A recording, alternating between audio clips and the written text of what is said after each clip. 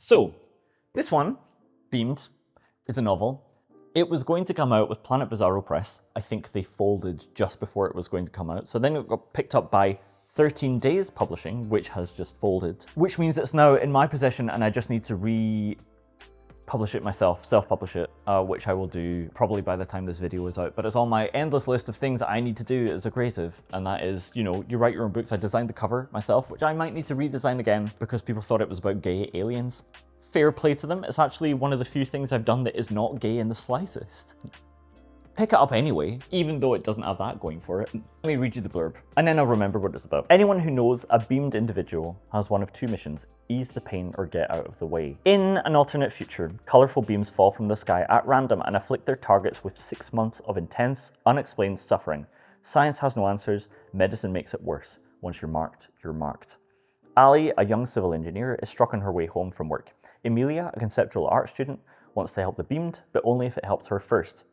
Kaelyn's pregnant wife wakes up beamed, and everything he thought he knew about their future begins to unravel. And Fred, an elderly alcoholic, is unwillingly paired with an anorexic teenager as part of a misguided friendship scheme.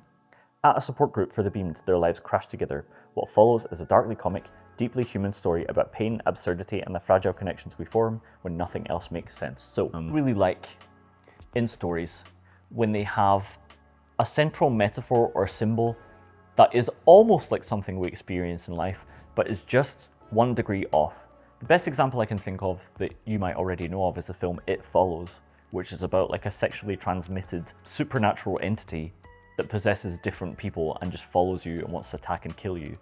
And once it kills you, it goes up the line to whoever slept with you last, and so on and so on. And so it's almost like a possessive relationship. It's almost like a sexually transmitted disease. It's almost like death itself, which is following all of us and will come for us eventually. But it is none of those things.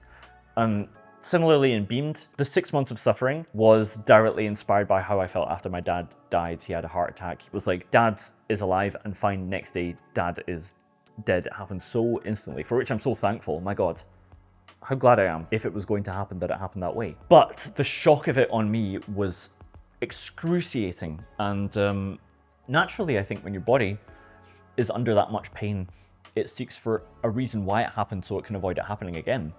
But why did that happen? I don't know. I think that the more human story, the thing that we all have to deal with is living without answers.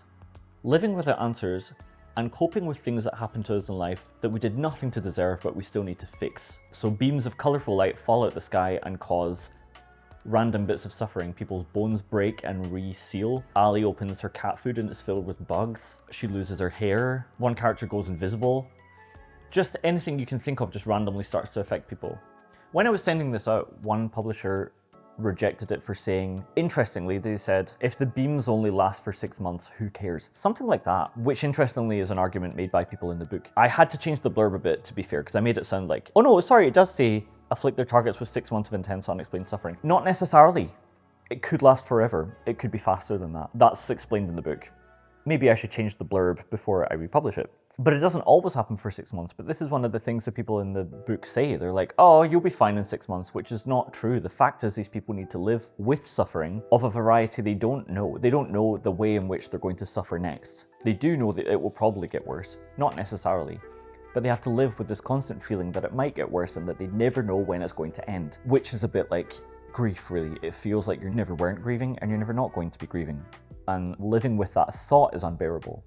I can't actually remember it now, thank God. Maybe that's a mercy that you can't. But I managed to reserve, I think, the feeling of living with that in here. And so some people who read it, other publishers tried to publish it, but it didn't fit with their... No, other publishers wanted to publish it, but it didn't fit with their imprint. Because I'm never writing anything explicitly commercial. And I'm very glad looking back at the stack of books that I never had, because who's to say they would have sold anyway? And if they were more explicitly commercial, who's to say their ideas would still be valid now? I think that I stand by everything that's in this stack. I actually wrote at least 5 other books, full books. Some of them I did publish, some of them I self-published, some of them got publishers that I just disown now. But I stand by this one. But another publisher said, oh, this is clearly like a metaphor for grief. Yes, for me, but if it was about grief, it would be about grief. What it's actually about is getting beamed. And the fact that this is not a thing that exists in our world. And actually, in some ways, it's nice because if you were beamed, you would be able to see that it was happening to you. And other people would be able to see that it's happening to you. But maybe that wouldn't be so great because it would probably avoid you if it was happening to you and wait for it to go. and then claim that, you know, oh, they were just so busy for the 6 months that it was happening because they can't be bothered to deal with you. This is a very human thing that happens. So it's about all of that through different characters. My favorite character is Emilia, the conceptual art student, because she is not beamed and she's very young. And she wants to make art about beams because they're in the zeitgeist, I think, and for no other reason because she thinks it might get her attention. But she ends up putting herself in situations that are emotionally dangerous because she hasn't suffered enough before to know not to do that. And she just has the most interesting character arc to me. I'm really proud of what she goes through and who she becomes as a result. And, well, I don't want to reveal any more of the messages about it. I really stand by this book. I worked really hard on it for a long time. It was only going to be a novella about the character Ali. At first, I just wrote Ali's full novella, and then I realized there were more aspects of getting beamed that I hadn't dealt with, and that there were more narrative possibilities there, so I created other characters to examine beaming from different angles and had them all meet. And I had to rewrite the whole novella because now Ali had these other characters in her life that were going to meet, and their storylines collide at times in interesting ways, but it was very structurally difficult to write. I think it's pretty technically rigorous as well. Is that what you would say? I don't know. I really like this book. I hope that you will check it out. And it will be available by the time you watch this. I'll make sure of that, so please do.